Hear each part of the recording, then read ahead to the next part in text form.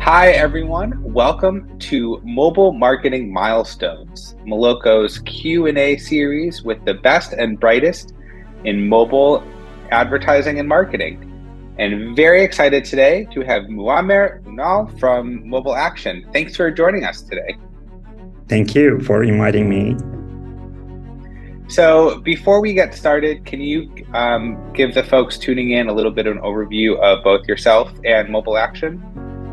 Sure. Hello, I'm Muammer. So I'm working at Mobile Action as the head of platform, but a little of background. I worked at AdColony for 9 years in different teams like programmatic, brand, and UA performance teams. And for Mobile Action, so we founded in 2013 and launched our App Intel and ASO Intel suites in 2015, and finally in 2018 we became a full stack app store inside suite with the launch of Market Intel and Ad Intel. We launched our Search Ads.com platform in second half of 2019 and became an official Apple Search Ads partner in 2020. So yeah, that's all. Great, fantastic. And I think it's really great to have you on the program, because certainly one of the topic of today's conversation, and a topic that still remains 18 months later, the hot topic in our industry is, of course, app tracking transparency. I think with your deep expertise in the Apple ecosystem, it would be really great to get your insights. So really looking forward to today's conversation. So my first question is, let's just level set here. How has ATT impacted mobile advertising on iOS, and how have advertisers been reacting to it, at this point, coming close to 2 years since its first introduction? Yep. So as you know, after ATT, the apps are only allowed to use their first-party data in their ads for the opt-out users. ATT doesn't stop advertisers from serving ads, but it does make it significantly harder for advertisers to target and personalize their campaigns on ad networks. So they can still collect some information about user behavior, but it's not nearly as specific as what they've been using for years. Some big advertisers choose to do acquisitions, as you know, because Apple actually allows you to use your first-party data. And as an answer here, advertisers should not combat ATT, they should adapt it. They should rethink their UA strategies on the result level. They should work on strategies like contextual targeting and find ways to do more effective creatives. So I guess this leads into my second question. Considering the limitations imposed by ATT, yes, it still makes sense to advertise on iOS. Sure. Yeah, sure.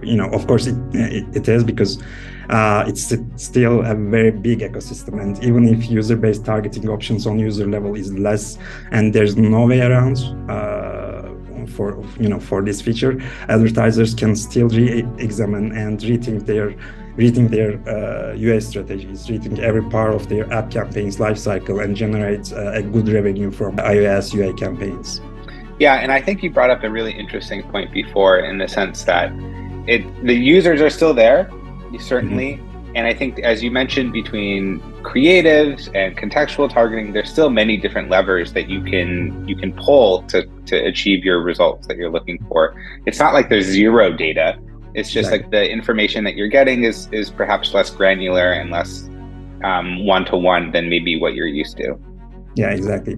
About the creatives parts, so you can use more broader messages with your creatives, not just granular level creatives, but you can still sell with your creatives in your UA campaign. So the users are still there. It's a really very good ecosystem still. So it really needs to continue. Yeah, I think the creative point is really interesting, because it's almost going back to what the purpose of advertising, which is really to convince someone and to provide that education. For so long, if you're so reliant on one-to-one targeting, it almost doesn't matter what your creative is to an extent, because that person is highly likely to use your app, be interested in your services, etc. And now you have to actually think like, oh, how can I actually convince someone that what I'm offering or that my app is worthwhile to download with the creative?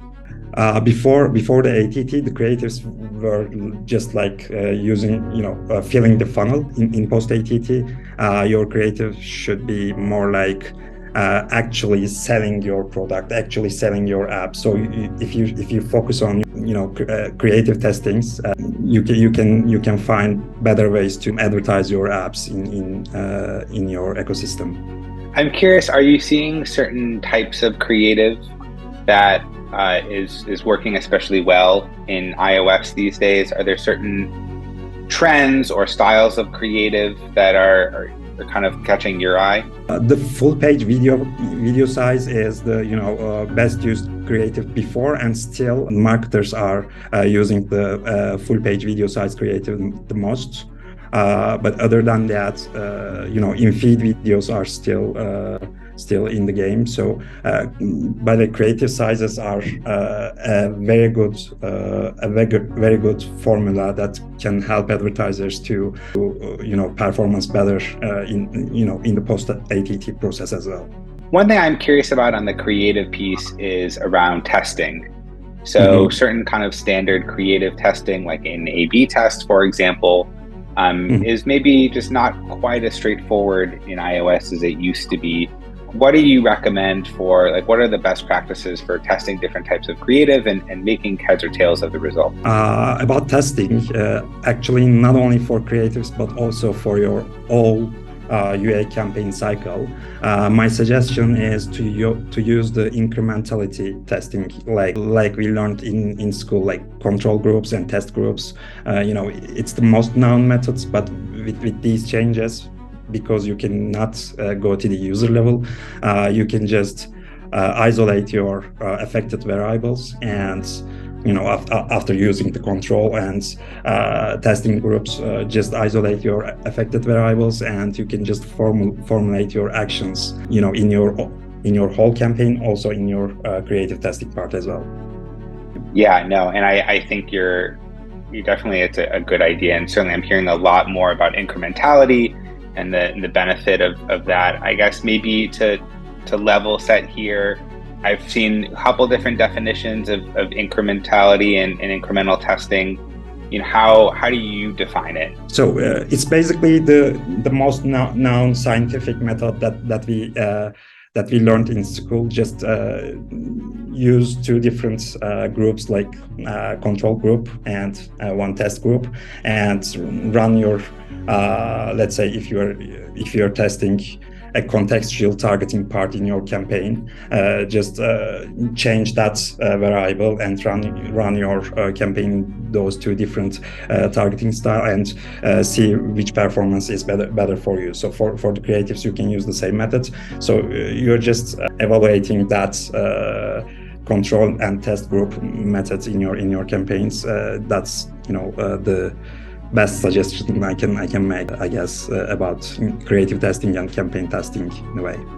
Yeah, I think it's certainly if you're used to running an always on campaign, and then now you have to turn off your campaign for testing purposes, it definitely can be a little scary. But I think there can be some really interesting insights that you get from incremental testing for sure. Sometimes it's what you thought were paid installs were actually just organic installs that you're wasting money on. So there's a lot of good insights that you can get from that style of testing. You've mentioned contextual targeting a few times, and I do want to get into that. I think certainly there's a certain amount of contextual targeting has long been the case in mobile advertising and mobile marketing, right? As anyone who's ever played a game on their phone knows, certainly anytime you open a game, you see ads for other games. I think, though, that I could see potentially that contextual targeting may evolve, and we can be kind of more thoughtful about how contextual targeting is applied. How are you seeing marketers and advertisers think about contextual targeting in iOS today, and how may that change over time? So it's not a secret that personalized ads work better. So it's been much more difficult for those people to properly target the correct audiences. because Apple kind of threw a wrench into targeting. But instead of trying to determine what someone likes, I believe the mindset should be giving people choices and personalization. And you can achieve it by creating interactive, engaging ad creatives which can personalize itself with the engagements. So good thing about these interactive ads is, for example, you can have different click URLs based on what people are engaging with to essentially deep link them into the products that they're looking at. For example, playable ads allow you to almost host a mini website as an interactive ad and let people pick and choose and engage with the content they want. So they can go through these ads and get a different product and experience based on the choices they make, what their actual interests are.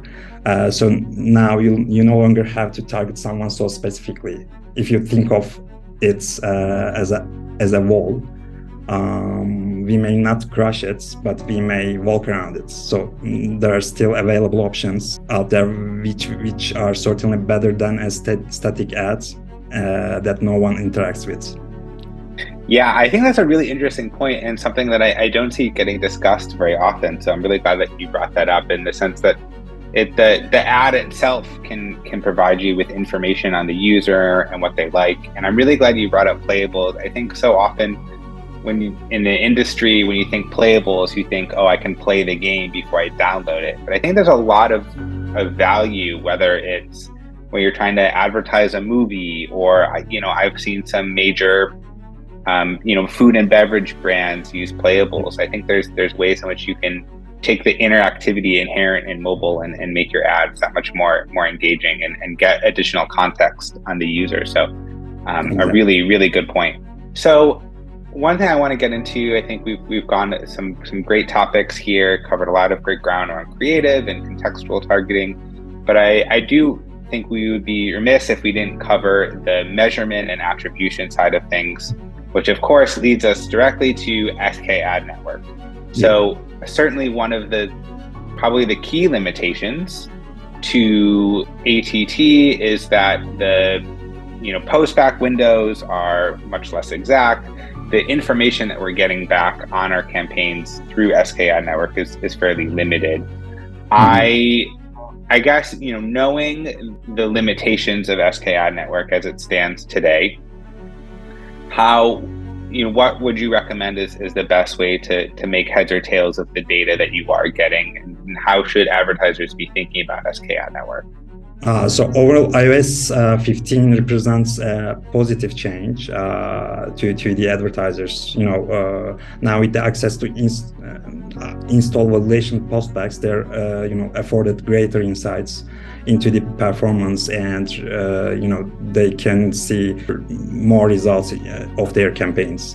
So in iOS 15, they aim to solve the targeting issues occurred after ATT through several chains, primarily by giving advertisers access to the raw postback data. So which are exchanges of data and information that are sent back after a process such as an install. We can see the process is completed. This brings us SKAdNetwork change helps advertisers to make to see their reports maybe in probabilistic ways with the MMPs, and try to use better targeting in their apps. So it's not just helping all the way. It's not bringing us to the before ATT process, but it's definitely helping the advertisers to target their audiences in a better report database. Yeah, I think that's a good point, in that it's there's still useful data that you're getting back from SKAN. And it's just a matter of how do you make sense of the data and setting up your campaigns in a way to make sure that you're getting the right data that you need. So I'd love your thoughts on this. So Apple has announced that SKAN 4.0 is supposed to be released by the end of the year, although it's October. So we'll see if it does, and certainly they've released some advanced specs. I'm curious your thoughts as far as Scan 4.0 is concerned. Are there certain features that you're really looking forward to? And what features do you wish that Apple would introduce to Scan in future versions? So with iOS 15.1, as I said, they can, because of the raw data, advertisers can gather more information about from the SKAdNetwork, and they are not using the uninstall tracking. It's no longer possible. So uninstall tracking is, referring to the process in which advertisers were able to track device IDs of those who had uninstalled an app, using this information for later retargeting. So I guess this is making it difficult about the retargeting parts. So we've covered a lot of ground today. Really appreciate all of your insights. So as we wind down today's conversation, let's look forward a little bit. As we head into 2023 and beyond, where do you see mobile advertising and mobile marketing on iOS evolving? What trends do you think will become more or less prominent as we move forward? So, for advertisers, the first answer here is you need to know your audience. You need to know where they are. You need to know why they're installing your apps. And for the feature also, we can customize. You can customize some of the message you are showing to your audience. The opt-out message, you can customize that. So convince them to stay, to opt in your apps. And advertisers should work on their creative strategy, as we said, in post-ATT. Instead of just working to fill the funnel, your ads have to sell. You should think broader, not so granular. You should use your ad types wisely. Video ads are, still the most effective ads. And of course, there are channels like search ads, and you should also use your UA channels as well. So the feature is not dark. We need to just adapt all these changes, and we need to remember these are for the user privacy, and adapt those changes at the end of the day. Yeah, all really fantastic points. When you're delighting your users and respecting their wishes and their privacy, it's really a win-win for everyone. Exactly. Yeah. Well, fantastic. Yeah, thank you so much for your time. It was really great chatting. I learned a lot, and everyone tuning in, I hope you learned a lot as well. So everyone, thanks for tuning in. Yeah. Thank you. Thanks, everyone.